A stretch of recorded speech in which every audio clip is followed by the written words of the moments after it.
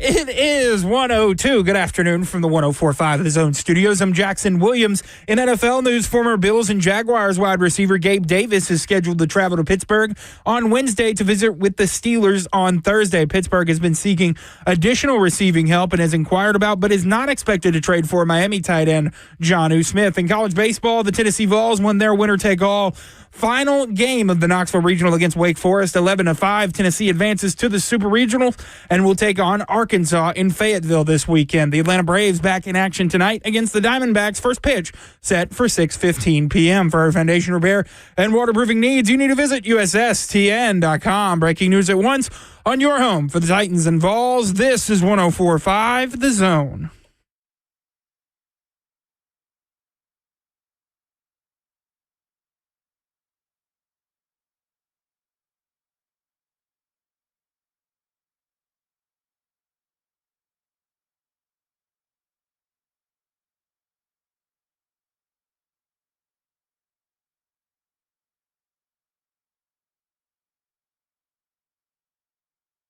Cover 2 with Blaine Bishop and Zach Lyons here on 104.5 The Zone, powered by All Four Seasons Garage Doors. 615-737-1045 is the number. Titans media availability was today. We got to hear from the head coach, got to hear from some of the position coaches as week 2 of OTAs kicks off. We'll play some of those clips, have a reaction. Of course, we'll have Coach Mac at 2:20 for his weekly Mac Attack Talk All Things Titans. Have to say, it was an exciting, fun game. Tennessee. Oh, yeah. There it is. A little Rocky Top for everybody. Yeah, that was nice. I didn't know where he was going at because I was up there reading. We must not forget that our show replays every day at what time? 10? I think 10 p.m. Is that right? Yeah. 10 to midnight? Yeah. 10 to midnight every day. Look at that replay. So if you miss, for whatever reason, if you ever miss a show and you just want to hear it with the commercials. You want to hear Zach's can lovely go voice there in Jackson as 10 well. 10 p.m. to midnight. Let us put you to sleep at night. We'll be the last thing you hear before you go to bed. Yeah, that it'll soothe you all the way to sleep in night. I want you to wake up and the phone still sees Zach and Blaine with Jackson's face on there. Yeah, let's maybe at the final segment we should do like these soft-spoken word segments. That way it really gets everybody, really tired and everything. Maybe come back with some serene music. Yeah, there you go. Soothing to put you to bed. Yeah. Yeah, Okay. We'll put you to sleep. Okay. Tennessee. Yeah. 11-5. Liam Doyle comes in as the closer, which, by the way, Jackson did call that. He said that I think that they're going to put Liam Doyle as the closer. It was a game filled with a lot of moments about trash talk. Of course, we know what you love that. I love some trash talk. Well, to a certain extent, maybe not what Wake Forest's coach may have allegedly mouthed based on the radio. Well, that stuff we'll have to tell you what he said on air, possibly Off air. Well, I was. Let me first of all. I was a little disappointed. I couldn't find it at first on my TV because it was moved to another channel on TV. Did you guys notice that? Or is that just my TV? The trucks actually had an issue to where all of their cameras disconnected to where they were not on the air to begin with. Yeah, see, they were having technical difficulties, so I didn't get to it till the top of the second inning. So I missed the first at bats there for both sides, but I was a little disappointed. I'm like, dang. But we saw Tony Vitello, kind of go crazy over Liam Doyle. Then Liam Doyle kind of like told another. What did he tell the other batter? That he struck out. You're bleeping done. Yeah. So, I mean, a lot of trash talk. Of course, Cameron Peebles got ejected. Will have to serve a suspension against their next opponent. Game 1 on Saturday versus Arkansas, 4 p.m. Central Standard Time on ESPN. Mm-hmm. Game 2 will be on Sunday, and that will be at 2 p.m. Central Standard Time, and we'll see what the Game 3 would be played on Monday if needed. But, exciting game. Lots of kind of like trepidation at the beginning, right? They go up 2-1, And I was concerned about that because Wake Forest is pretty tough when they get off to a good start. That means a lead, and they were up 2-1 in favor of Wake Forest, bottom of the third, and Tennessee failed to capitalize on a massive opportunity. Yeah. They loaded the bases with no outs, and then the top of the lineup was coming to the plate, but they only got one run out of it. Sorry, that would have been 2-0 heading into the third, but then they ended up 2-1 for Wake Forest. And then in the fourth, woo, buddy. The fourth was an electric factory. Tennessee sent 10 batters to the plate and scored 7 runs in the bottom of the fourth. I mean, we were talking about getting bats hot. We were talking about the offense, and man, not only was pitching important in this game for Tennessee, but really it was the offensive fireworks that really helped them change the course of this game. Yeah. What was that? Was it Marin who hit the 2-run home run, and then it was Fisher? Mm-hmm. Yeah, Fisher. Yeah. So those guys came through big, and man, do they show some excitement, and did they get the Knoxville crowd pumped up, man? Yeah. It really was exciting to watch all of that happen. And here's why I thought that was real critical. Not just because they hit the home runs. They both, when they were up at bat, 2 outs for both of them. Right? Am I right? Yes, for the Manny Marin and Andrew Fisher. Dang, that's rising to the pressure when you need it. Fisher knew when he stepped up to the plate, he was hitting a home run. Like, he just knew, right? I mean, like, didn't you see it in his face? He made Zach watch the replay about 7 times before the show today, because you see this look in his eyes where he knows, I'm going yard. Oh, okay. Just like when I had that look in my face, I know when I'm going to knock you out. Yeah. He did not know. He just said, hey, man, you pitch that thing down the pipe. I got you. So after those 7 runs, you have the Deacons right fielder Matt Scannell that narrowed the gap to 8-4 in the top of the 5th, and then they closed the gap to 8-5 in the top of the 6th. But after that, it was over. I mean, 10-5. And then, of course, you got SEC Pitcher of the Year, Liam Doyle, came in. He basically essentially demanded to pitch in this game, which I want to ask you a couple different questions about this, but... No, you need to ask Jackson. He's the baseball guy. I want to ask you from this perspective. Different than he's football. Getting drafted, right? I mean, he's obviously a top 2 pick in the MLB draft, projected right now. Coming in and giving him some breathing room at 10-5 and everything. Do you pull him out at anywhere? I mean, does that say a lot about his character as a teammate, more importantly than anything else? I mean, it's not with all this character stuff, y'all. Yeah. I just got to have narratives to write about and talk about. Well, I don't write. But I do have to have narratives. I'm talking about writing. I'm just talking about in general to the media, not necessarily to you. You're just the person who asked the question. I thought it was a real risky deal. I don't know if he should have stayed out there or not. They were still up 10-5. It was a possibility, and once you went with them, you stick with them until the end.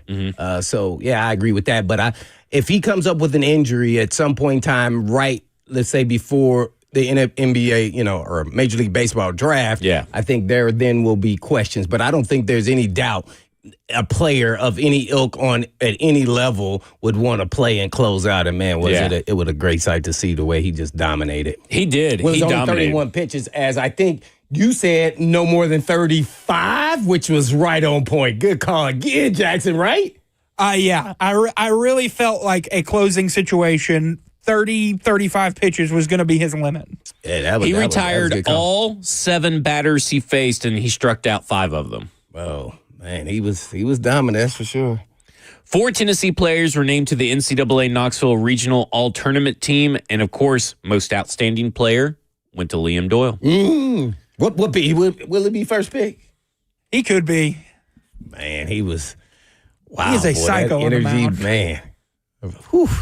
He's got some edge to him, right? I mean, like, this is what I think him and Fisher both pretty much echoed the same thing. Moments like yesterday are why we came to Tennessee. I mean, that's no bigger statement than that about Tennessee baseball right there, that this is a place, if you want to win and you want big moments in baseball, you should be going to the University of Tennessee. Well, I think also with players that have somewhat of an edge, I think those are the guys that Tony V recruits. which is really weird. This is why I wasn't a great baseball player. I'm going to say this because sometimes when you play with emotion and edge, it doesn't benefit you in baseball because it's a game of steadiness. And that's what's really weird when I watch them and they get that edge and you see it, how it's like controlled. Eddie George used to say controlled rage all the time. Well, in baseball, it's sometimes, not unless you're the pitcher, it's kind of hard to kind of control that. Either you're high or low. So that's why I respect him a lot to have that kind of edge and play like that and still perform at a high level. I want to just kill the ball, and guess what I would do? Strike, strike, strike. Every time, I'm going to kill this ball. I'm going to show that pitcher up. Well, that's not going to work for you most of the time. Somehow they've perfected it, and Tony V knows how to recruit those kind of players. Well, because we talked about, right? Didn't someone call in a few weeks ago and talked about the difference between that someone had called in and said that Tony Vitello has lost control of the locker room. Does it seem like he lost control of the locker room or something like that? Like, remember with that caller that called in and we were like, we don't know about that. And you and Jackson both had said the same thing we're saying now. These are the types of players that he wants. And those types of players come in clutch in these big moments and they want the ball. Like you had jokingly said, when you walked into the studio today, you said, well, I would have pulled Liam Doyle or it wouldn't let him do the last inning. And Jackson, what did you have to response to that? They would have had to call the National Guard to get Liam Doyle off that mound in the ninth inning. But that's what you want. And I think that's what makes Tony Vitello's baseball team so exciting. I will say this. I do hear a couple of people saying this is his best coaching job. I don't know if I necessarily agree with that. But I do think this has been a very unique and fun season for University of Tennessee baseball. Not all the time, but all those players with edge. I'm just going to ask you a question before we go to break. Yeah. Would Corbin recruit them?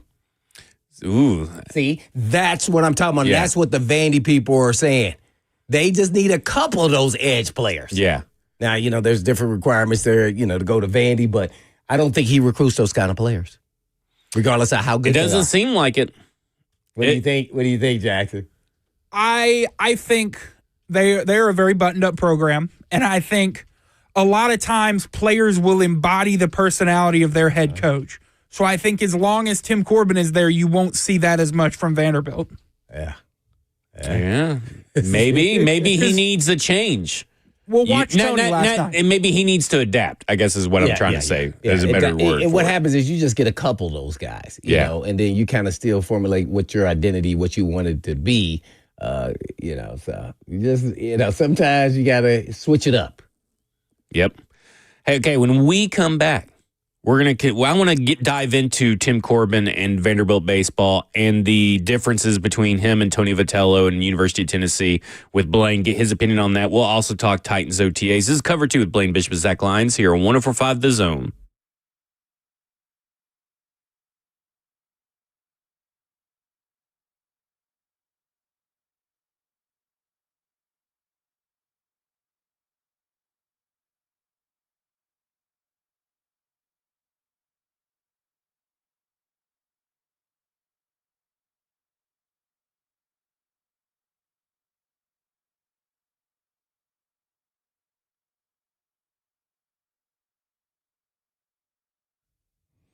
Guys, if something's holding you back from performing at your best, it's time to do something about it with performance enhancement treatment packages from Edge Peptide.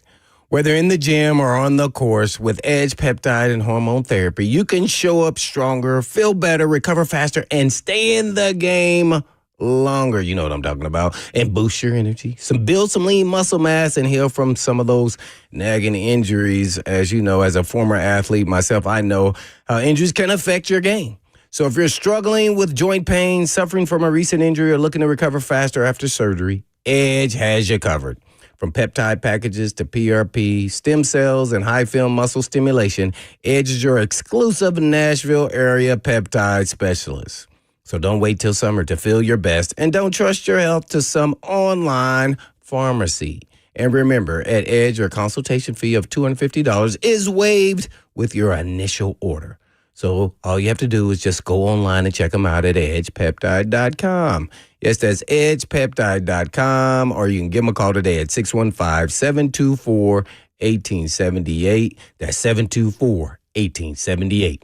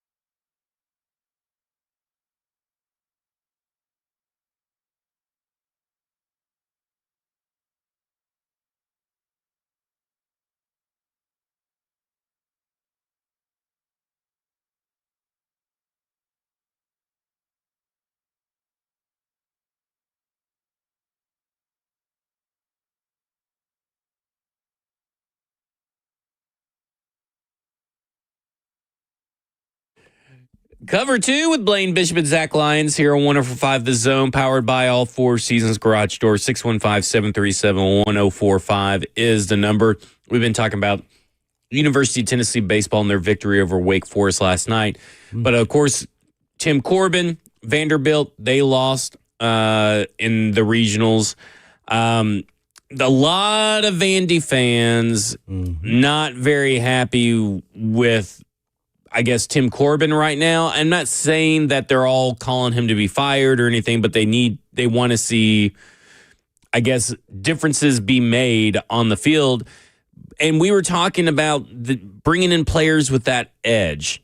And, I mean, is that something that you see Tim Corbin ever coming around and realizing that he may need to do that? Because, I mean, obviously what he has done has been super successful. He gets a lot of players that, drafted and all this kind of stuff. But at some point, you do have to wonder, and I know he's done probably out of all, he's adjusted pretty well at NIL, not fantastically as maybe some other places like University of Tennessee with their 2 transfer portals and all that kind of stuff. But he's getting there, but is he getting there fast enough, I guess? Yeah, that's probably the real question. I think the Vandy fans who are supporting Corbin, who's an outstanding coach, and he built, pretty much built the program.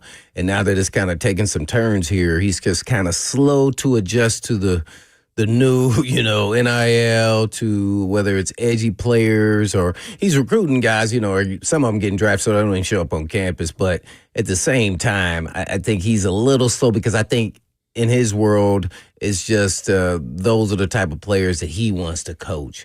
And I think you can have a couple of those guys as long as it doesn't get out of hand if you want to stick to your format. So it'll be interesting to see if he starts getting some edgy guys. And, in football, it's a little different. You always got to have some of those edgy guys. Really, one guy at every position group, it probably works out well. You just got to kind of contain those guys.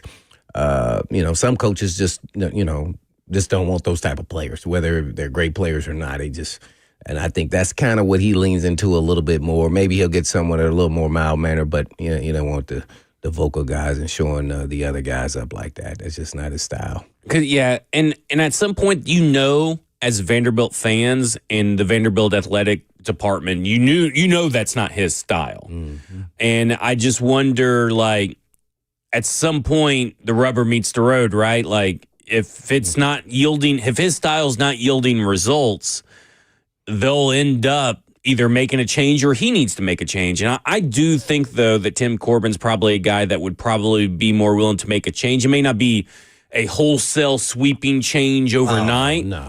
But it's going to be something where he's going to have to maybe push a little bit and get a little bit out of his comfort zone, but not so far out where he's not staying true to who he is as a coach, because who he is as a coach does work and yields results. Yeah, well, because it can backfire, because if he recruits a guy like that and then tries to will that guy back, that may not work, because baseball is so mental. Once you try to contain, that dragon and that tiger, then the tiger is not the same and the dragon's not the same. See, so, he has to embrace it all when he goes all in, and it's just the way it has to be. So, it'll be interesting to see if he does, or if he still wants to go down this way. He's making progress. Maybe if he got some of those guys that got drafted, didn't even show up this year, they got, major league drafted and they didn't get him, they recruited him, but so you never know. But baseball's a hit or miss, but the expectation there at Vandy for Tennessee now to do so well, I think that's putting real pressure to say, hey, we need to elevate and get back to where we were, at least, making the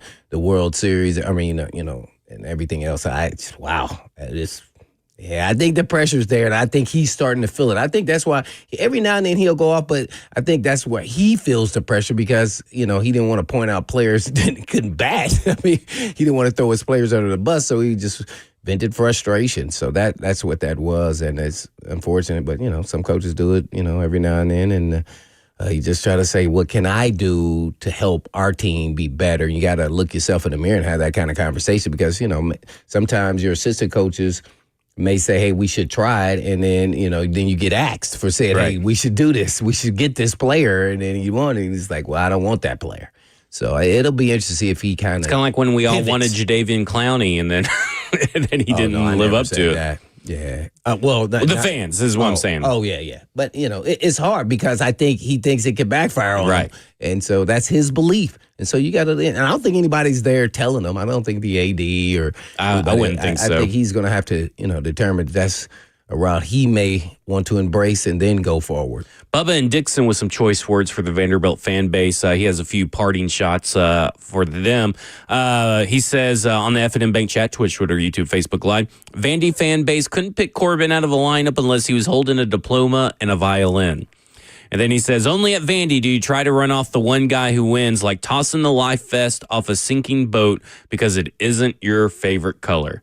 Now, I mean, I'm not totally ingrained to the Vanderbilt fan base or anything and in tune with it, but I would say that I think I know the results haven't been what the Vandy fan base has wanted them to be, but I do think that there is probably an adjustment period with this new way that the NCAA baseball recruiting, NIL, all that stuff is going. And I do think that if you were to try to run off this guy, the grass isn't always greener, is what I would caution. Well, to me, it shouldn't be a question. Yeah. But, I get where the fans are because he's slow to move, to adjust and pivot to where, college sports is going. He's got to do it his way. But eventually, maybe somebody have just a conversation, and maybe that ponders his own thought process. To me, you don't go tell elite coaches like that what to do. You kind of say, hey, have you ever thought about this? Yeah. And that's how it should be approached. And eventually, I think he'll get it and then find his way and the way he wants to do it, and it'll work out. But patience right now is not there in sports, especially with the dominance of what Tennessee is doing, and to see Tennessee pass them up is one of the major sports that they dominated in Vanderbilt, and now all of a sudden, and I get it, they are pissed. I mean, we talking about Tennessee winning the national championship. Now they're going to the super regionals, right? Yes. So, it's just, they don't like it. It's a very uncomfortable feeling. The one sport that they kind of was running with, now that's kind of changed over this 4-year window. And to be honest, as much as we talk about Tim Corbin changing and adjusting, really Vanderbilt probably needs to change and adjust a little bit too, because, I mean, we know that with football, it's been a little bit hard. They have these high standards, high GPA standards. They don't maybe have the money as some of these other SEC schools do as well. So maybe he's doing the best he can within the constraints provided by him at college. We have to, by the, Vanderbilt itself. So maybe we need to allow for that too. Maybe this is the best that Tim Corbin is able to do right now with the funds that he has or the backing that he has. But as much as he may need to change, maybe Vanderbilt needs to change just a tad. And I don't know if they have or haven't, supporting them in that way or not. Yeah, we don't know. But, yeah. Just allow for that possibility, I guess. If you're a Vanderbilt fan, allow for that possibility. Brian Callahan was at the podium today. He covered a range of topics from Kevin Zeitler not being there all the way to Vondre Sweat's progression from year 1 to year 2. But he had a couple of interesting things to say about Cam Ward. And here's what Brian Callahan had to say about what he has seen Cam Ward improve on throughout OTAs. It's just the recognition part, understanding what's being thrown at him from a defensive perspective. The protection game is always really important, so we're getting reps at that. Today's a big third down day, so he'll see lots of different pressures, understanding where your answers are. Those things have progressed. Happy with that process so far. And then he's seeing different types of space and field defense that throws that maybe he might have made in college that don't show up in the NFL the same way, and he's learning from those. I think it's been great. He's had a lot of learning that has occurred from just the act of doing and things that he's maybe used to doing that are different at this level. And that's always for young quarterbacks the case. It's always going to feel different. So pleased with where he's at. He's picking it up pretty quickly as far as the mental part goes. And we're learning every day he's out here. He talks a lot about the mental, but he also talks about the stuff that we kind of talked about with the transition from a college quarterback to a pro quarterback. Some of the throws that are there in college look a little bit differently than they do when they're in the pros. So, I mean, right now, again, no pads on, but it is good to hear that there is progression and that he's working through the mental part very well.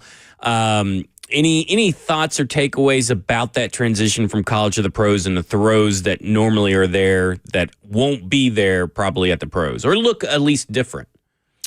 Well, I mean, naturally, where you mark the ball and everything else is a little different. You're not in the boundaries and the hashes and everything else. So that'll be a different, for him. But I just think he's going to have to grow and learn what passes he can get away with. I don't know what his talent level is as a thrower in this league yet until we start seeing him throw in game preseason to give us some bit of an illusion of what it may be. But it's still not the same until the regular season starts. So it'll be interesting to see. Been watching him throw. I think he's a quick-witted, quick-minded thrower. That's always good. Makes quick decisions. I would say watching him so far, Will Levis still has the best arm. That's no doubt. And by the way, Boyle's arm is pretty good. Allen, not so much. So yeah. So so we're talking about just talent. Yeah. Not talking about who's the better player. So that's why everything with a quarterback is what's in between the ears. So we shall see. But you can see them when they go through their progression reads and the different drills they have, which is really exciting to see them out there watching go through that. A lot of people probably think it's boring, but you could see who could think quick and maneuver really quick with their eyes. And Ward was definitely at the top of that. We don't have the clip, but Bo Hardigree talked about working a lot on his lower body, Cam Ward's lower body. I know that can mean many different things, right? It's not just footwork. It could be, how you have your hips angled and all this kind of stuff. When you've been out there and been able to see it, what do you think of Cam Ward's body? Because obviously he's going to be able to make all these arm angle throws. He can make, let me say this. He can make throws from lots of arm angles, but some of that is because he feels like he has to because his lower body maybe not be matching up with what needs to be done. So sometimes you have to kind of like adjust your arm angle because your lower body's not catching up with everything else. Do you see that? Do you think that there is, even when you're watching Cam Ward on tape, do you feel that that's something that is bad enough that it needs to be tinkered on? Because that seems to be a heavy emphasis for this coaching staff. Well, I think that's a kind of a misconception of what I see. When you make an launch angle throws, that's not about your footwork. It's about you're trying to get the pass off. It has nothing to do with your footwork. That has to do when you're matching your feet with your arms and your shoulders. Has to do when you're in the pocket doing a regular pocket throw. Everybody's feet aren't matching up with their arm when they're throwing these side angle throws. And you go watch Mahomes. His feet ain't where they need to be. Now, there are times, I'm going to say this, I'm not a quarterback guru, but I do know what you're supposed to be looking at. I think he's a little bit lazy with his feet. And when I say that, I'm saying that I think he thinks he can just arm it at times. Yeah. And I think that may be what they're talking about. And when I say lazy with the feet, it's like he knows he can get that ball there without being set up the way he wants to.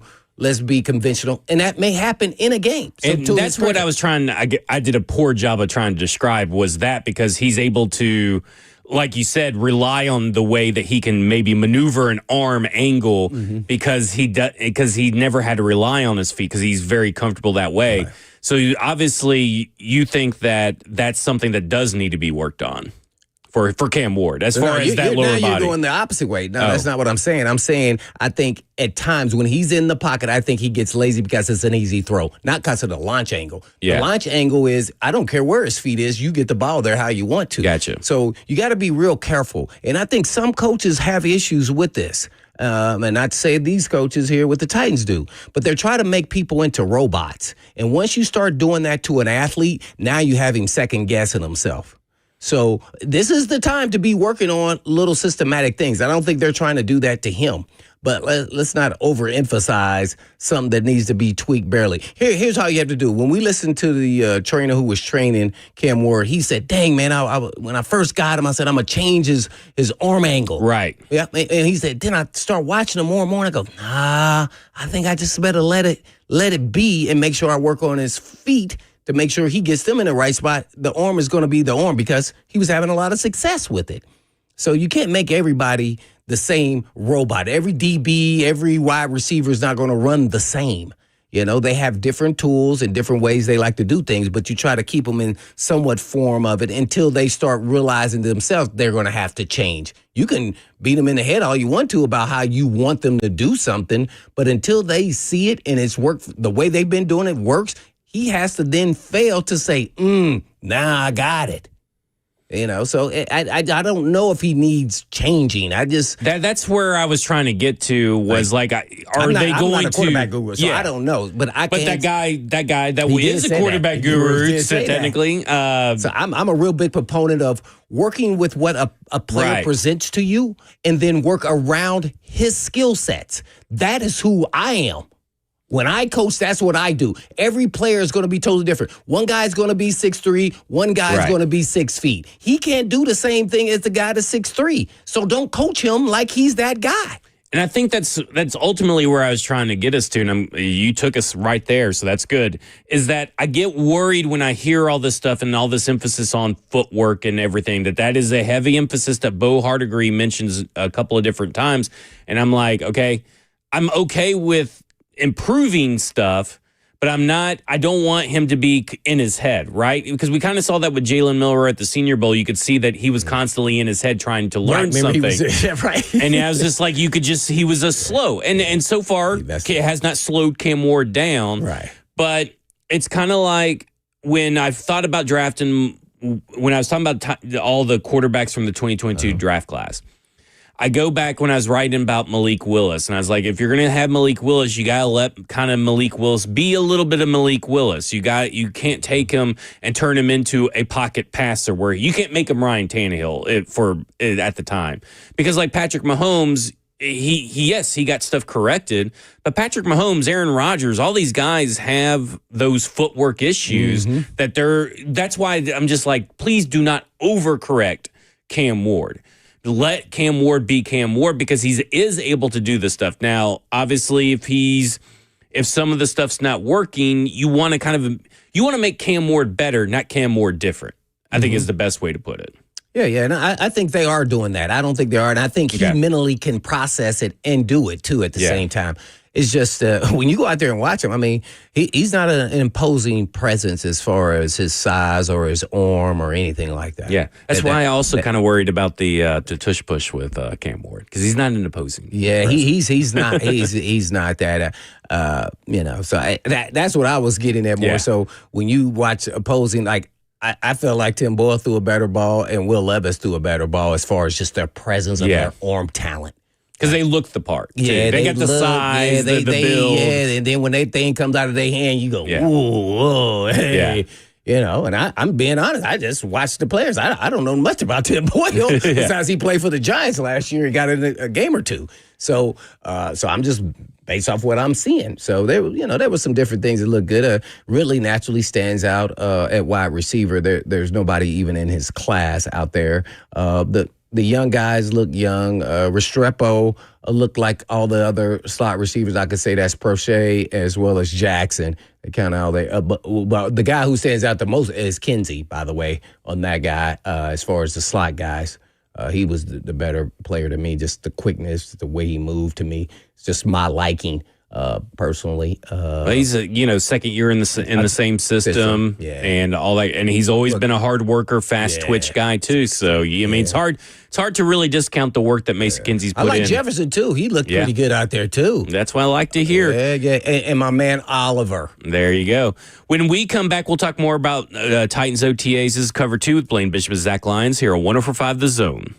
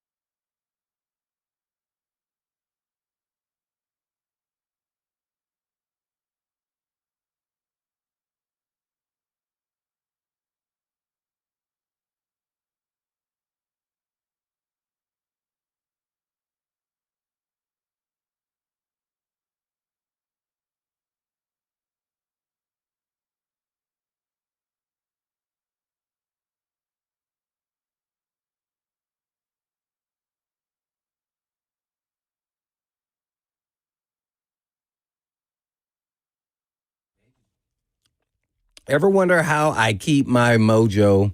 Well, hey, it's Blaine Bishop here, and if you're looking for the best tacos in town, you got to check out Mojo's Tacos. They got 3 amazing locations, including my favorite spot in Nolensville. And Mojo's Tacos is where the magic happens. Whether you're craving their mouth-watering carne asada, their delicious fish tacos, or their famous street corn, they've got it all. And don't forget about their house-made salsa. Boy, it brings a punch.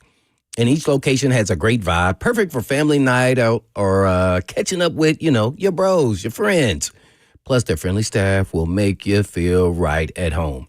So head on over to Mojo's Tacos and taste the difference. Trust me, you won't be disappointed. Mojo's Tacos, 3 locations and 1 unforgettable experience.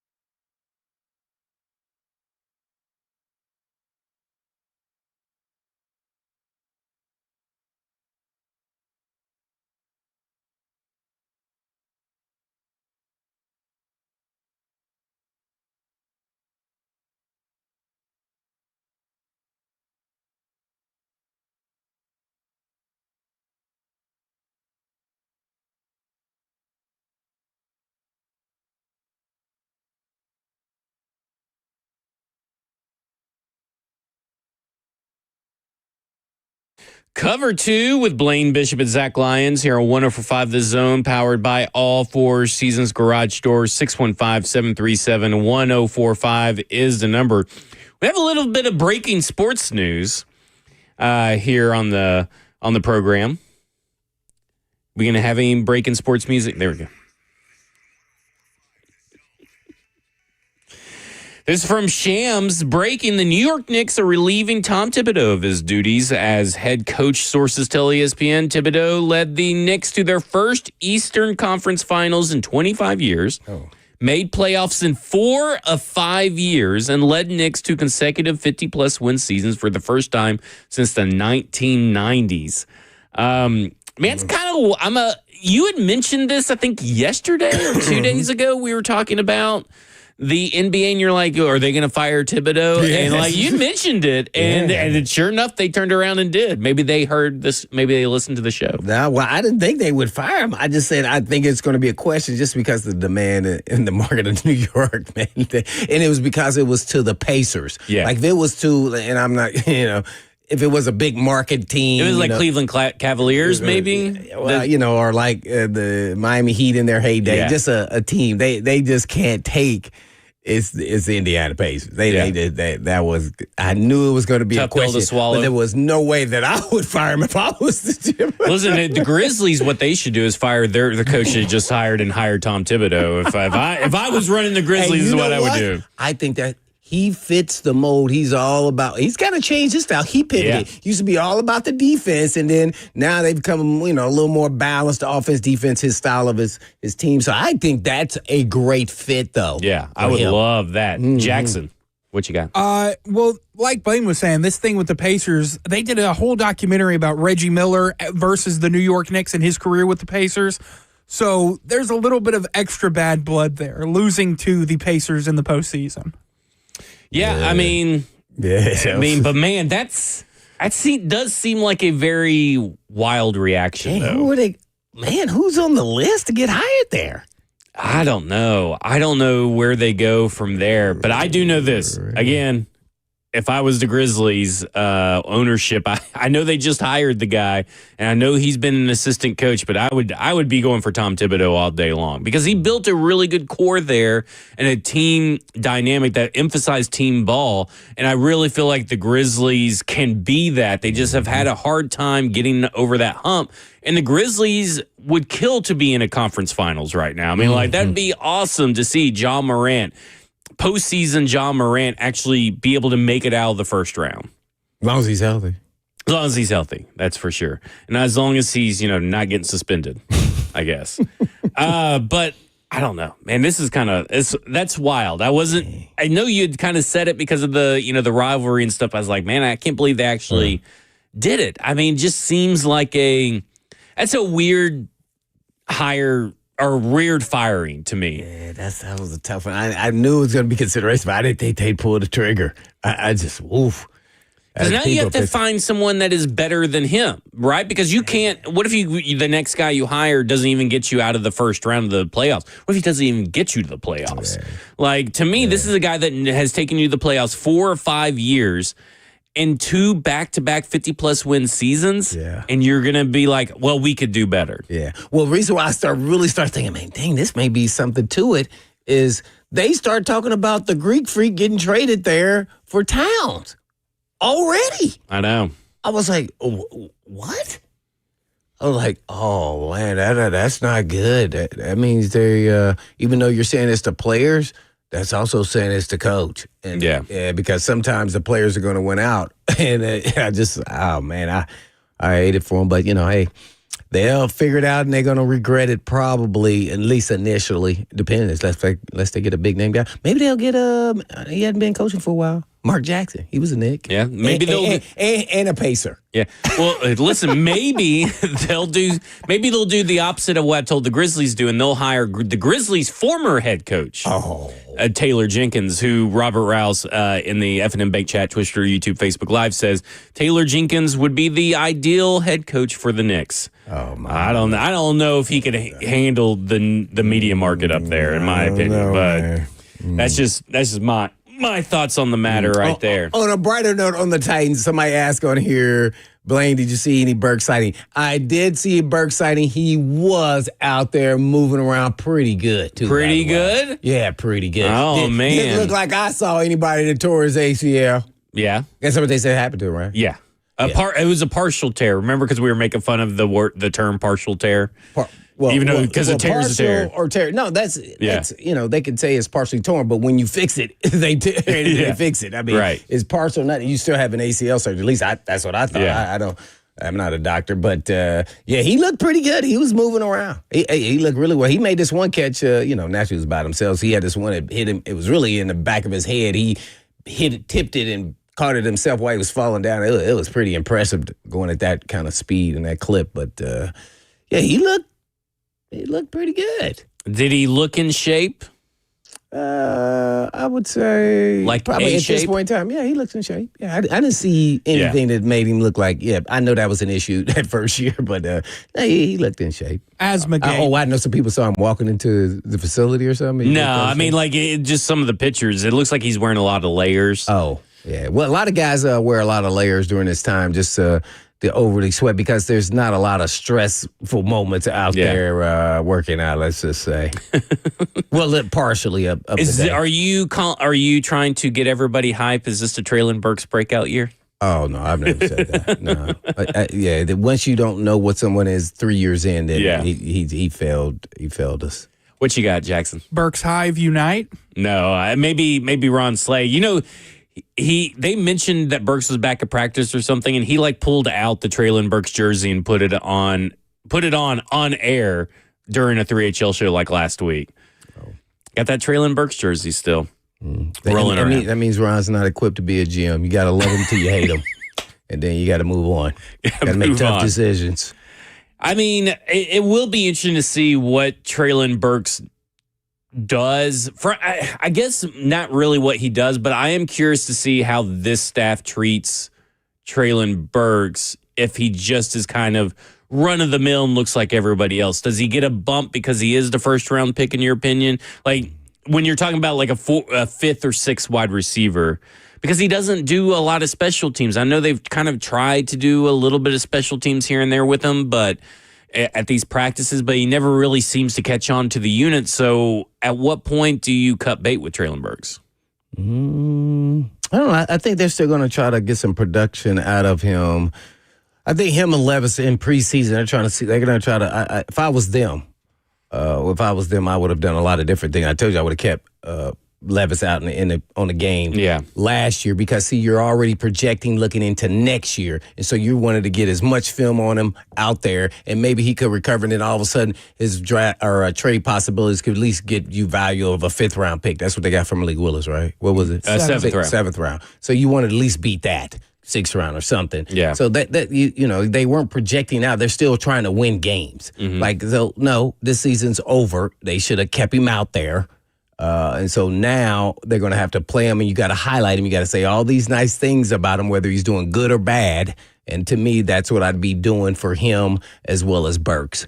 Yeah. There's, I think there's a possibility Will Levis could be on the team just because Ward, if he gets nicked up or something, I think Levis is definitely the best player. I know a lot of people say Allen's going to be the guy. There's nothing about Allen that would make me happy if he's out there on the field. I don't know. I think he could be one of the worst backups you've seen in the Tennessee Titans. I don't know where that comes from. I don't know if he could start at Ball State right now. Because if you really think about it, he's a guy. That's about as insulting as I get, man. That is pretty insulting. I don't think when I was there he would have started. That's like Boyle looked way better than him out there today. It was just a big gap. Right. And then you're supporting this guy because he played in your system. I can't wait to see him play. I want to watch. I want to see once we get to going because I watched some film on him and I didn't see anything that made me excited. Yeah, let's talk more about that when we come back, because I do think that people are way overinflating the importance of Brandon Allen knowing the system. Yeah. This is Cover 2 with Blaine Bishop and Zach Lyons here on 104.5 The Zone.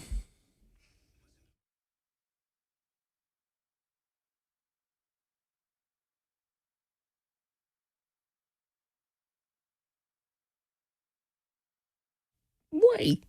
There are a lot of diagnoses out there, and there's a pill for everything. But not all diagnoses are accurate, and not all pills are good for you. Hey, it's Blaine Bishop. And when you get a diagnosis for European auto repair, get a second opinion before you make a major decision. And Eurofix is the home for second opinions. So before you spend hundreds or even thousands of dollars of European vehicle repair from a diagnosis, go to Eurofix. It can not only save your vehicle's life, but could actually save you from a lot of stress that could ruin your weekend. And life's too short to get stressed out and angry, so be happy and go to Eurofix. And at Eurofix, you get a free 15-minute no-rinse inspection with an estimate at every visit and not high-pressure sales tactics. They also give you a 3-year nationwide warranty and a free loaner car with every repair appointment. And at Eurofix, you never pay dealer pricing. Family owned for 26 years. Located in Franklin, Hunted Oaks, Murfreesboro, Belmead, and now Mount Juliet. And all you have to do is just give them a call at 844-EUROFIX. That's right, 844-EUROFIX, or you can visit them online at myEurofix.com. That's myEurofix.com. But always tell them Blaine said, y'all.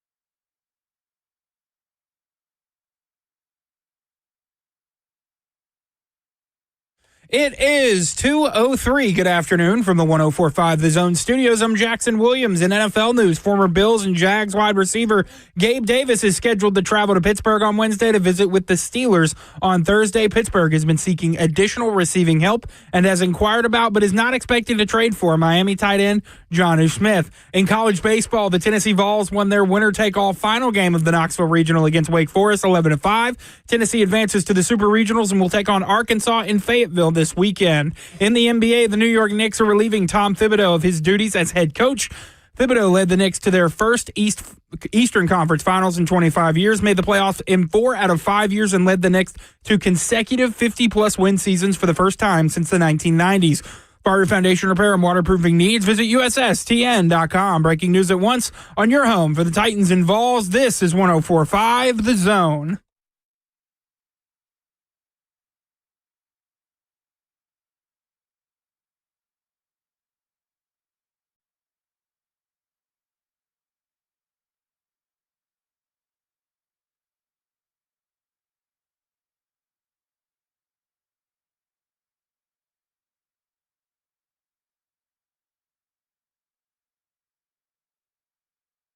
Cover 2 with Blaine Bishop and Zach Lyons here on 104.5 The Zone, powered by All Four Seasons Garage Door. 615-737-1045 is the number. We'll be joined by Coach Mack at 2:20.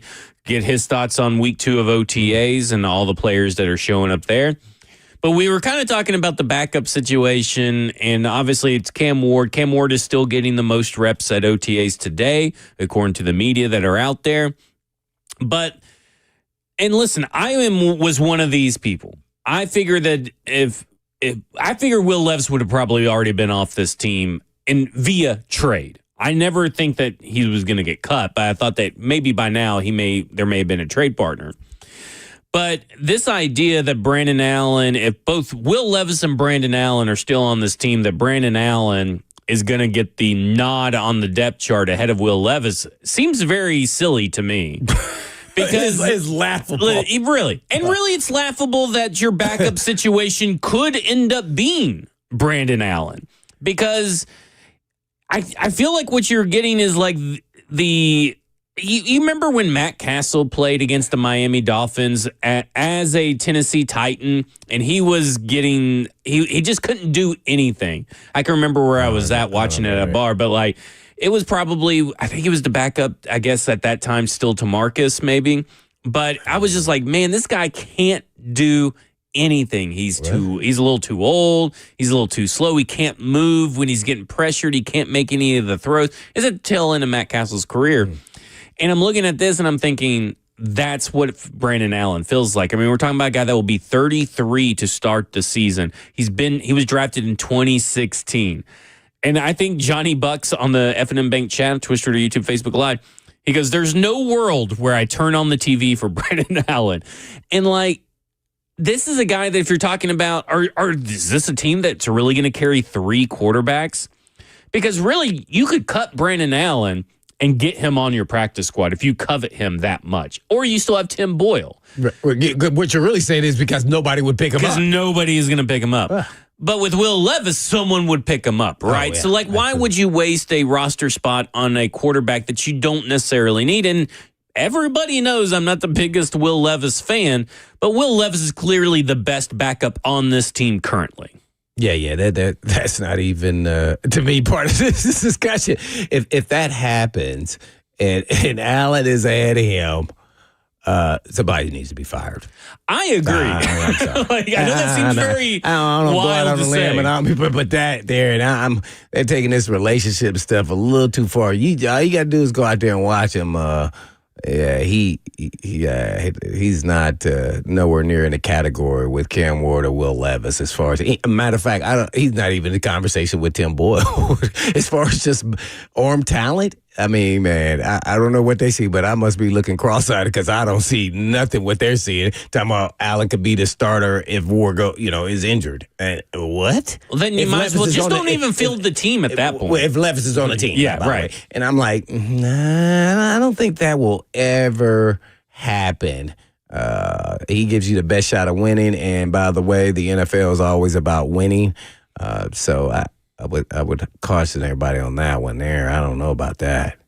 Yeah, that's a huge stretch there for me. I don't care how much he knows about the offense and all this. Then he need to be coaching because he definitely shouldn't be out there in front of no Levis. I mean, listen, I know that the NFL is a team sport. Quarterback wins are very, not something you really want to get too much into, but you're talking about a guy that's 2-8 as a starter. Oh. So, I mean, like, he's a 56.7% completion percentage over his career. What was Tim Boyle? I'll have to look it up. By the way, one day today, I like what I saw out of Tim Boyle. By the way, and he's 0-5 as a starter. But he's only started games in 2 seasons. He's been around since I believe 2019. And he's mainly just come in relief duty. He's only started 5 games. That was 3 games back in 2021 for the Detroit Lions, 2 games back in 2023 for the New York Jets, and they were 0-5. But he's got a 60.5% completion percentage. Oh, he wasn't with the Giants? I thought he was. Yeah, he was with the Giants last year, but he just came in relief. But he did throw for 24. He threw 24 passes. It was a long game, but he technically did not start that game. Got you. Yeah. So he had a little more upside. You can see it. I mean, I look at it like neither of these guys are great options, but I look at it like this. If you were able to find a trade partner for Will Levis, that's good. I'm fine with you trading Will Levis. Because I do think that there are going to be quarterbacks that are cut from other teams that are better than these 2 other options. They may not be as good as Will Levis, right? But you're getting a draft pick compensation for it. But you cannot go into the season with either one of these guys as your primary and only backup quarterback. And if Will Levis is on this roster, it has to be Will Levis. Yeah, I'm right there with you. That's it's not even a close decision. Like, are we wasting our time having this conversation? Like, if you're the coaching staff, like this. So I don't know where that's coming from. Maybe they're assuming that Levis will be traded if he doesn't play good enough. If they don't, get enough compensation, that will be the toughest conversation. Then to me is, will they then just cut him, or will they just stick with him? And I think they're going to stick with him. I think, everything I saw out there, every time I've watched him, he looks like he's been a good soldier, a good team player. Is he happy? No. As soon as he got drafted, Ward got drafted first pick, I mean, he knew that this time is up. So I'm sure his team is trying to work to, his agency trying to help get him somewhere else. But there's going to have to be some games played, and they're going to have to see him to kind of rekindle, what they think his value is. Yeah. I think now it's probably a little too low, and I think that's why they're pumping him up and that he's doing a good job, because he actually is. So we want to see in game as that come to fruition based off what they saw last year, and see if because he can make every throw. Matter of fact, he made a wild throw today. It was so impressive. I think only some elite level type quarterbacks can make a throw. So it's never going to be about arm talent for Will Levis. Now, when Ward came back up, he made a wild throw. Now, it wasn't as wowie as, made up a word, wowie as Levis's, but it definitely was a wild throw. He has the mechanisms of the same, but just different. I think he's a little more equipped quarterback-wise. When I say that, I'm talking about he acts and looks and plays like a quarterback. I always said Levis plays like he's an athlete, and that I don't know if he's really a true quarterback to heart with his mindset. Ward is. You can tell how he operates. It's pretty clear if you know what you're looking for.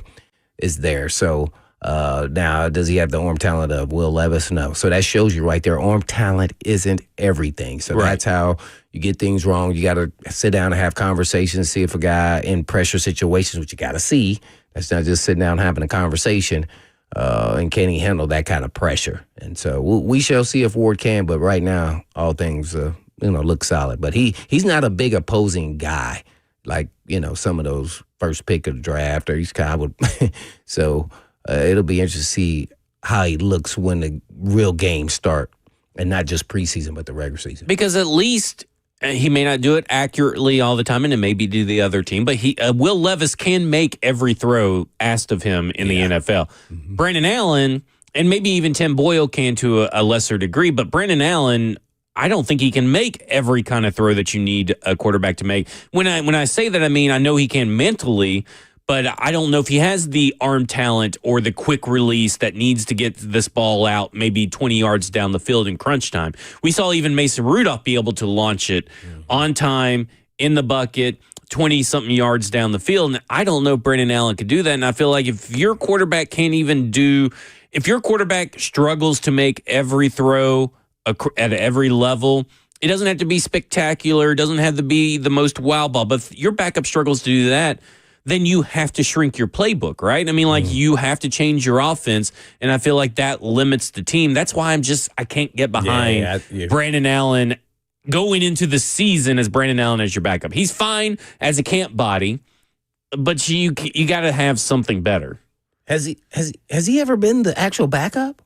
Like the number 2, he's always been like more three and back. I think practice injuries moved him up, but right, outside of that, no, I don't think he's been the primary backup. I'd have to double check. I would probably say that's what he looks like out there. Hey, Tim Boyle. If we're down to our third or fourth quarterback, well, I guess you could do a lot worse than Brandon Allen.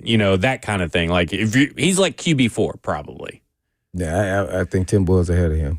Yeah. Sorry. Yeah. I mean, been here since 2016. Didn't get his first start until 2019.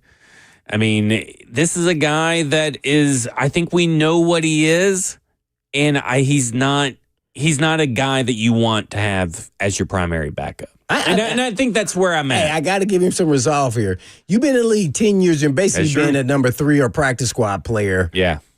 And you're still in the league and nobody's supplanted you like quarterbacks coming out of college. Right. That's pretty odd there, man. Yeah. Well, I guess Jake Browning would have been the last guy that would have supplanted him. I'd have to go back and look at the timeline there, but that would have been the last guy. I see why. Yeah. When we come back, we'll talk to Coach Mack, get his thoughts on Titans OTAs, week 2 of that. This is Cover 2 with Blaine Bishop and Zach Lyons here on 104.5 The Zone. Alice.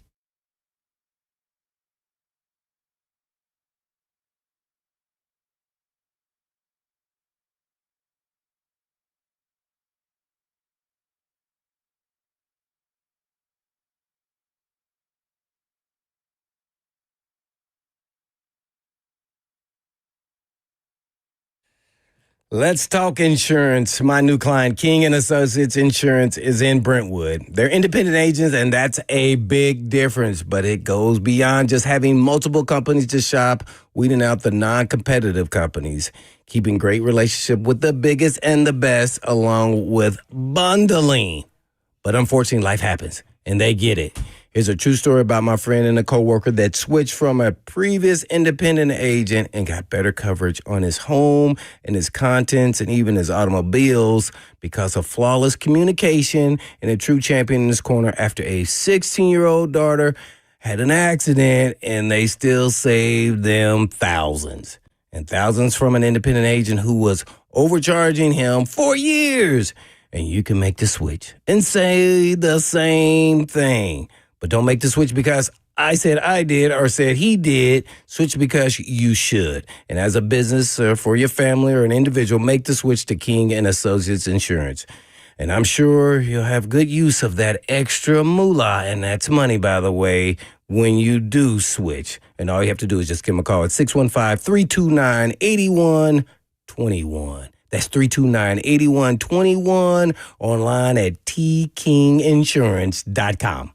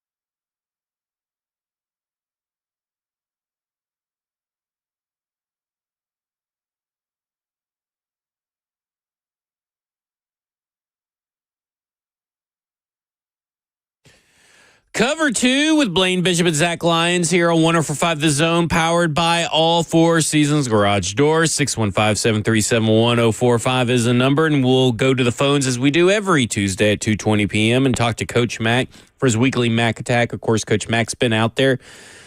Coach, just a quick question before we get into actual OTA happenings. The Titans had hired a defensive run game coordinator, and I just kind of want to talk about those kinds of positions that have popped up over the last 10 years, it feels like, where there's been a pass game and run game coordinator on both sides of the football. But the addition of Travis Smith, who is an experienced defensive line coach coming from the Chicago Bears, he's coached there from 2022, 2024. What about hiring these coaches for these specific coordinating positions? I mean, what is the benefit of that, and why do you think that has become such a prevalent thing in today's NFL? Well, it's because of the onset of all the computer capability now, all the breakdown capability that you have. I mean, it's broken down so much more and so much more quickly into subsets, than it used to be. There's so much information to digest.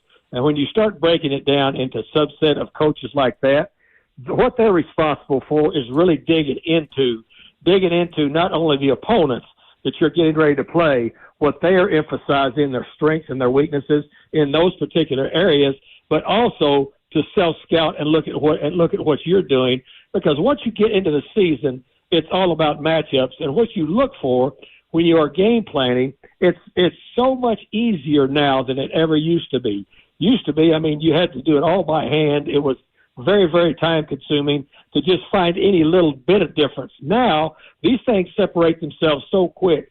Now, these guys that you hire, they can subset and break it down, and then when you get into game plan meetings, they can present and say, okay, look, here's what they're doing in their pin and pull scheme. Here's their best pin and pull players. Here's how much they're pin and pulling to the right. Here's how much they're pin and pulling to the left. Here are the bird rabbit keys that they're giving away in their run game. Conversely, here's where we've been lacking in our run game. Here's the gap fits we've been having a problem with. And, oh, by the way, this is what I've researched and have watched playing the similar fronts that we're playing. This is what they really concentrated on. It's just breaking down those subsets, but you're able to get this information so much more quickly and in so much more detail than you ever were able to used to be. I mean, it's really pretty fascinating. I thought Bones Fossil last week in his debut press conference talking about how different it is, the traits that you're looking for from the kick return. Because of the new kickoff rule, he kind of talked about ball tracking and courage. Can you expand a little bit on, we've seen now a year of the new kickoff rule. We know they're doing some minor tweaks this year, but why ball tracking and courage is probably so important in this new kickoff era?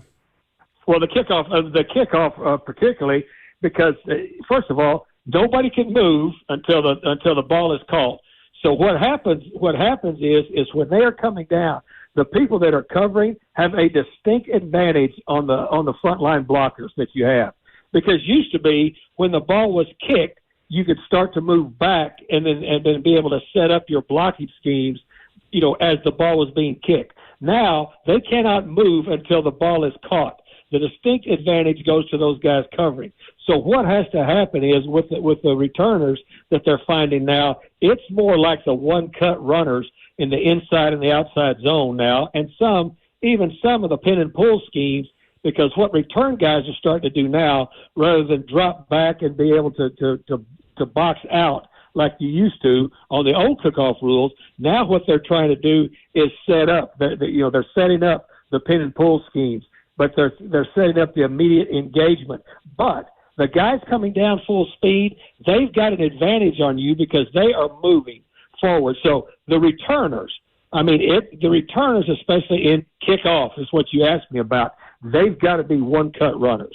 They've got to be run-cut runners. They've got to be decisive. And seriously, you've got to be able to throw yourself full speed into that first wave and break the first wave before you ever think about making any other kind of move. And it takes a certain amount of courage to do that. Brian Callahan was asked about it a little bit today, but I'd love to get your take. The evolution of the slot wide receiver, it seemed like there used to be a certain kind of receiver that would go into the slot, and then recently it's kind of progressed. You got your big slots, you got your tight ends, and all that kind of stuff. How do you see? Have you seen that slot wide receiver position kind of evolve over the years? And do you feel like this team is really its ability to draft players and sign players that have that inside-out versatility gives them a distinct advantage on game days, being able to move people around?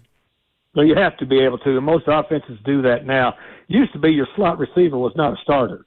Now, and whoever your slot player is going to be, let's just talk with that. That's going to be a starting player. Now, the size and shape that they come in, you can do a lot of different things with the slot. The advantage, if you go back and break it down just to the basic tenets of a slot receiver is they're off the ball and you can't get your hands on them immediately.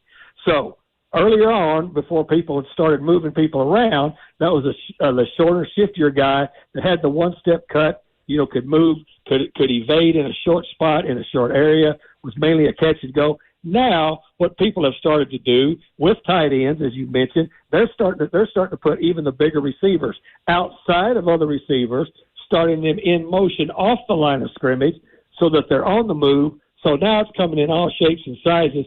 The other thing that's happening with the RPO system, the inside receivers are the easiest ones to get the ball to the quickest. That's why you're seeing even big, long tight ends have evolved into basically that hybrid slot type of receiver. The RPO system has done a lot to be able to modernize that position also. We're talking all things Tennessee Titans and football related with Coach Mack of Titans Radio. Coach, first and foremost, let's talk about what was the focus of practice as far as from a coaching standpoint? Was it third down, red zone? Kind of take us through what the plan was today, or was there one? But it's still been the same, Blaine. It's been following kind of the same. Their emphasis. They had an emphasis today. They had an emphasis today on third down coming out with a longer field. And then with the team, they switched ends on the team.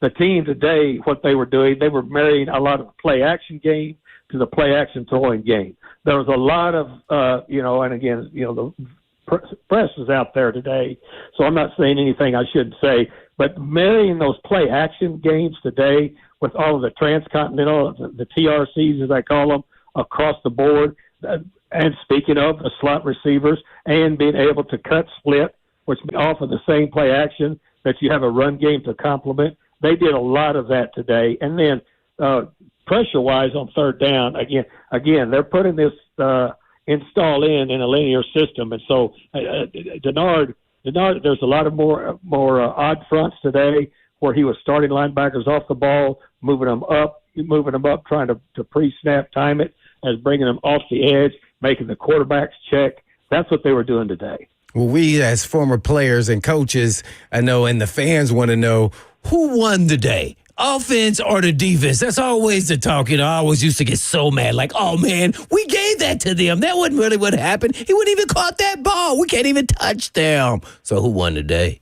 No, you can't. Well, I'll tell you, I can tell you exactly who won today, and I can say this with 100% certainty: the Titans won. Well, Coach, I want to kind of take us into the coach's room. When you guys decide that today is third down day, how does that come about? Kind of take us through, and then how do you then, I guess, segment to what the offense is going to run to help out the defense and the defense to help out the offense? Kind of take us through how that all comes to maturation and onto the field.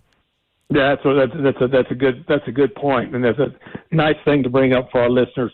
All of this stuff is pre-programmed and spelled out, and when you get your install in, then what you do is you meet as an offense and a defense and saying, here's what we are installing today defensively. Here's what we're installing offensively. And then the offense will say, do you have your six-man pressures in yet? We've got these six-man pressures in. Okay, we'd like to see a segment of these six-man pressures. Or, defensively, you say, how much 12 personnel are you guys running now what runs do you have in off of your 12 personnel? And really, what we would like to see is if you give us a nub side tight end with open to the other side and move to it so that we can adjust to it. You do this back and forth so that you can work specifically on what you need to work on, and then also too, once you start getting into the days, then it can adjust and say, you know what, this quarterback hadn't seen enough of this. When he's in there, can you give us some of this? And it's the same way defensively. You know what, we have not seen enough with this group in there defensively. Especially, I want to check this linebacker group off against the play action, but play action with pullers. I want to see them replace pullers. All of those types of things you formulate. You've got a basic plan, but then you make it finite as the days go by. And if there's something that you really feel that you need to catch up on, then you go in and say, hey, look, I'd like a little bit more work on this against this group. And it really happens. It happens a lot when you start going against another team, too. You don't have to tell exactly the play you're going to run, but look, we would really like to see. We like the way your run game works. Could you give us a heavy dose of this? And again, what kind of shades would you like to see? You know, when it's your turn. So all of those things, because what you're trying to do is get quality work against specific schemes.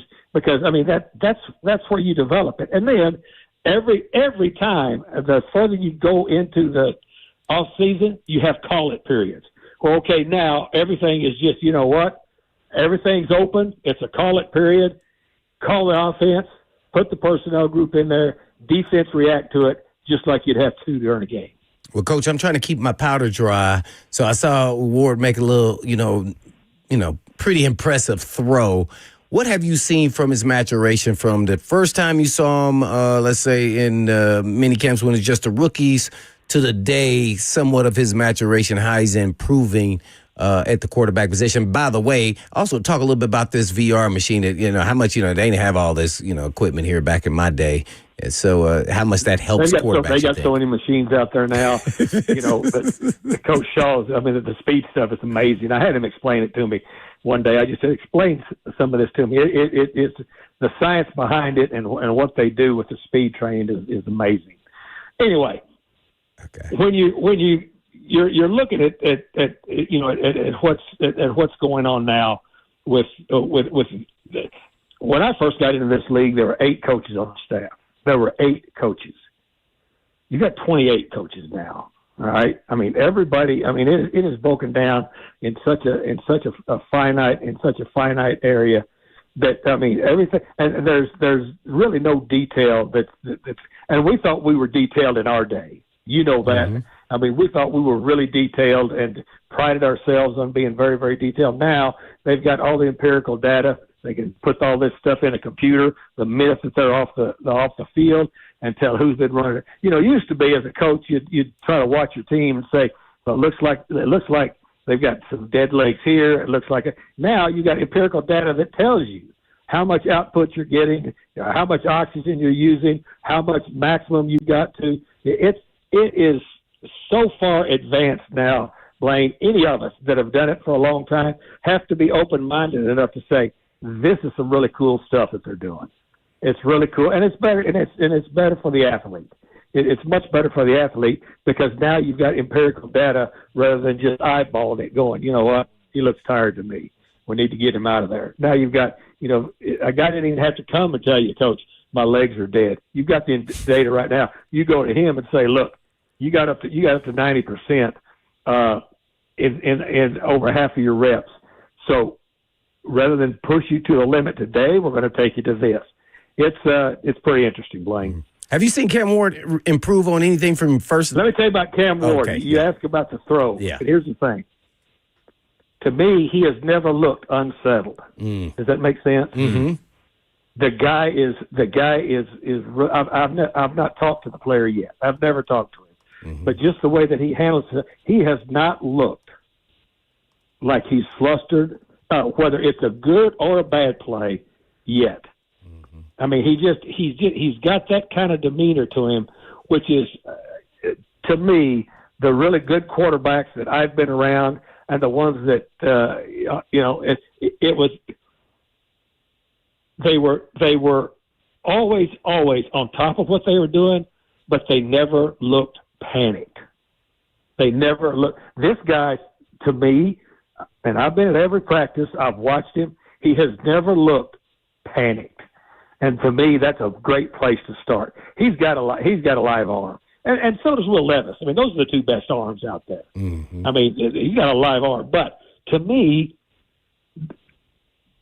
what the young quarterback, has shown, what Cam Ward has shown, is he's not bothered.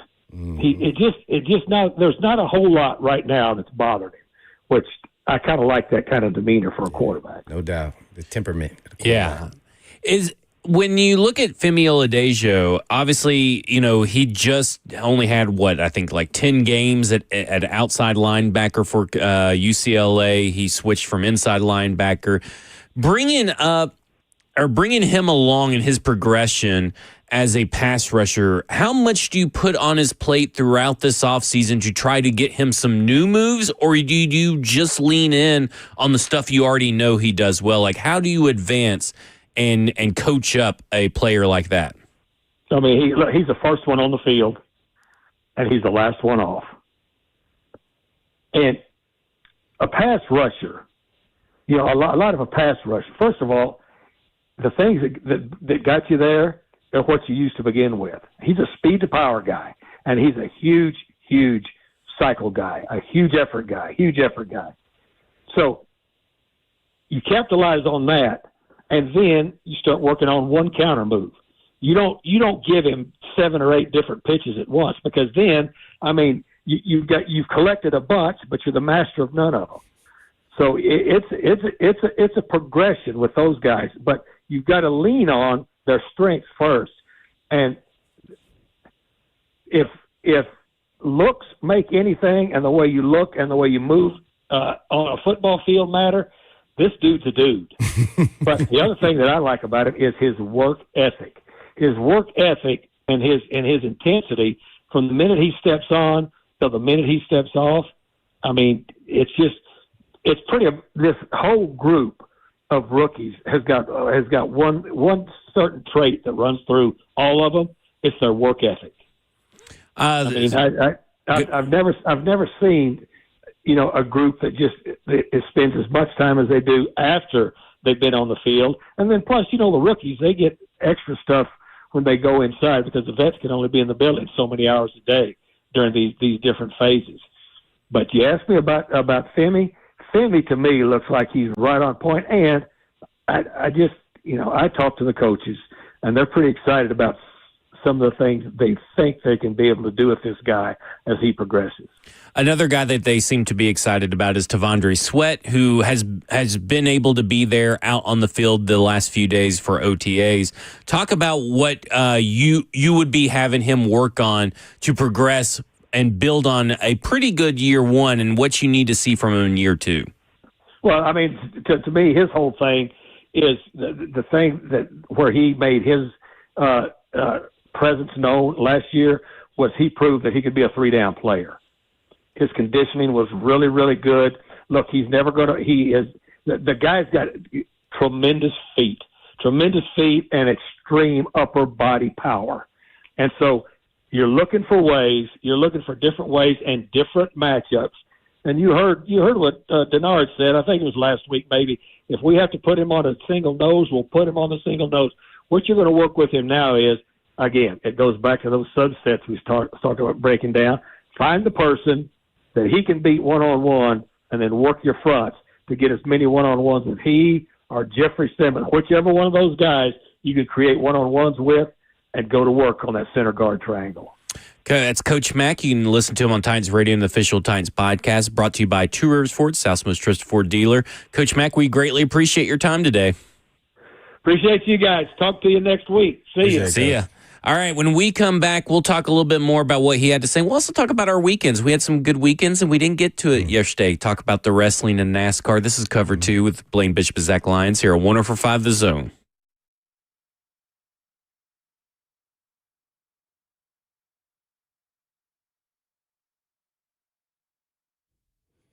Hey, folks, you know I've been talking about Tennessee Orthopedic Alliance for years because they're the leading experts in sports medicine and performance and the team physician for the NFL, college, and high school athletics across Tennessee. And TOA provides sports medicine coverage to more high school and college sports teams than any orthopedic group in the state of Tennessee.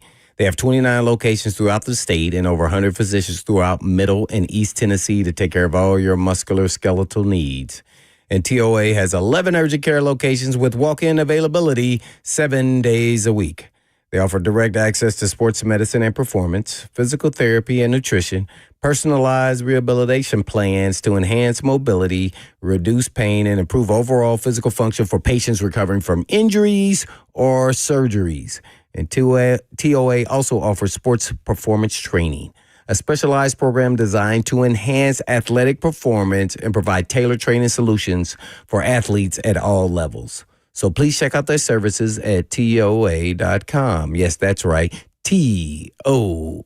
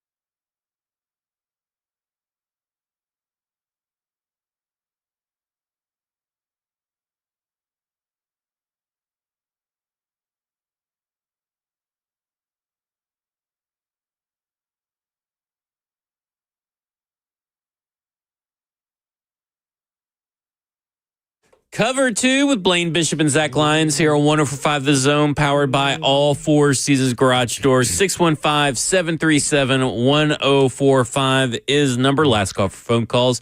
I mean, obviously it's something that we've talked about a lot with Cam Ward, but unbothered and, just always seems calm, always seems settled.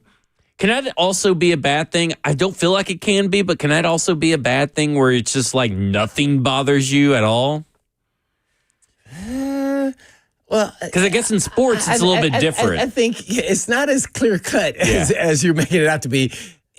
It bothers him, but he's not showing it. Yeah, right. Like, so he's not unnerved from a bad play or a bad situation that, he presented. So, most of those guys, once they have a calming way about them. That's what I was talking about Levis all season. I was like, man, he acts like though he's a running back or a linebacker, like he wants to attack it.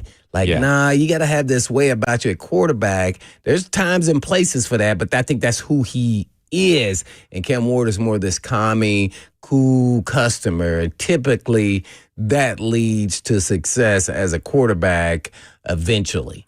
So you just never know. Like Joe Burrow, he's a cool customer. I'm not saying he's Joe Burrow, by the way. I'm just saying his personality. Not all of them are the same. Ryan was known out of like Matty Ice, right? So Joe Chill, and there's other ones that are kind of a little more out there, but typically. I'm just saying typically you're playing the odds, 80% of them are kind of that mama. You never see them pumping up people unless they've been in the league for a long time and, they're just trying to inspire their team because eventually they need to say something to the entire team. A la maybe Tom Brady towards the end of his career at New England and then in Tampa Bay. So, he's a little bit fiery too. So, as long as you can be able to tame the dragon, I think you'll be all right at the quarterback position. Other positions, not so much. You could pretty much be. That was going to be my next question. Like, what positions? I mean, obviously kicker. That's probably to be quarterback. Good. But like, why is it so different for a cornerback not to be that even kill, I guess? Well, I think cornerback, you can be a little bit of either way. I've played with guys who were kind of a little bit fiery, but not, their job is like, hey, man, my job is to go out here and cover. My job is not to be the one coming up here firing and, go hit, Derrick Henry.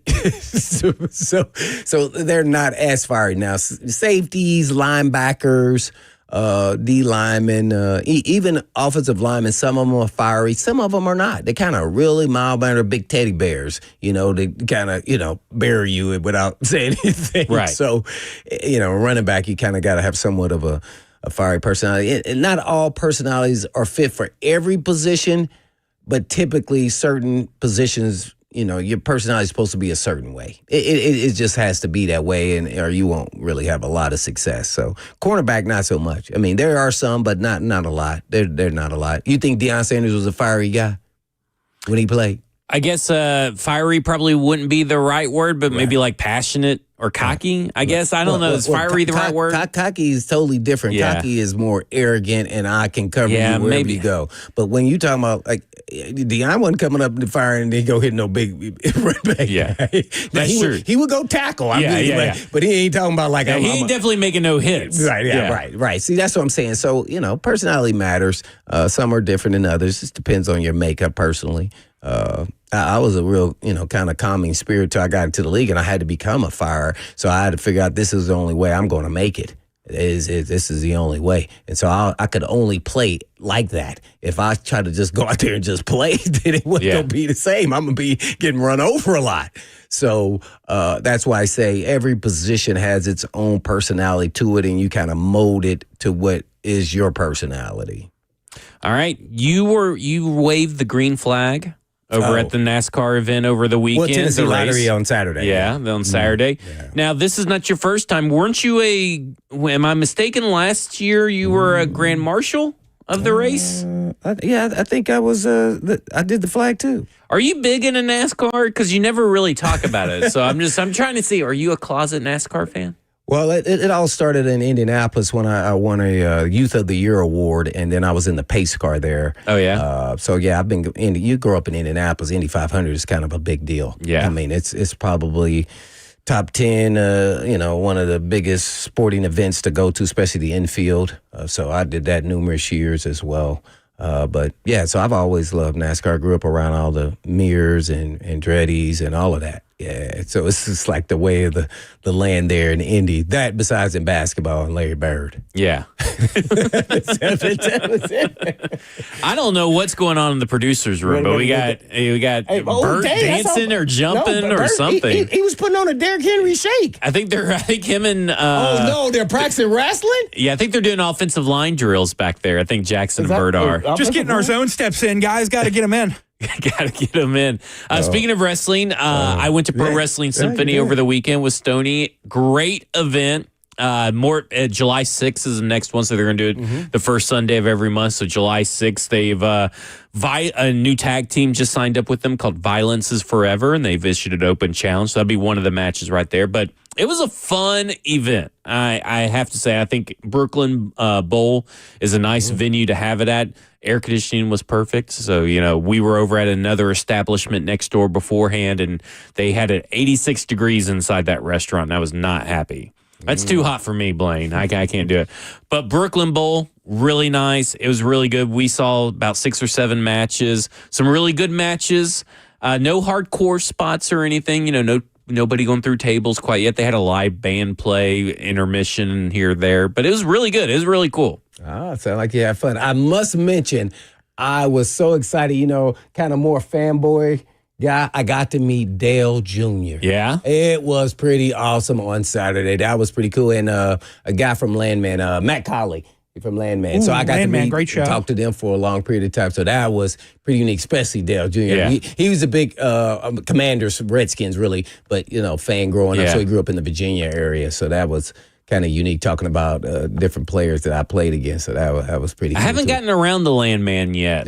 Yeah. That's on the agenda this summer. Catch up on the shows. They're all part of the festivities, and actually, juniors. They had a lot of people there. It seemed like. A lot of celebrities and stuff. Yeah, last year.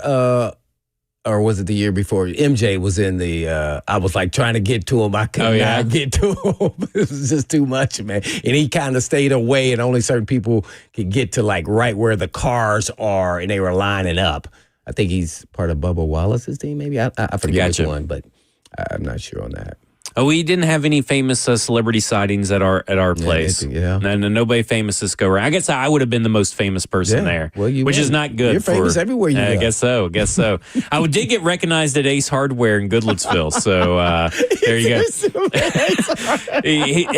He didn't give me his name, but he said that we put on a great show and he listens every day. So that guy driving the white truck at Ace Hardware. He heard your voice, and that's how he knew it was you. That's what I'm afraid of, is everybody recognizing me by my voice, which I don't know if that's a good thing or a bad thing. All right. 3HL's up next. That'll do it for us. This is Cover 2 with Blaine Bishop and Zach Lyons here on 104.5 The Zone. And in the meantime... And in between time. Peace.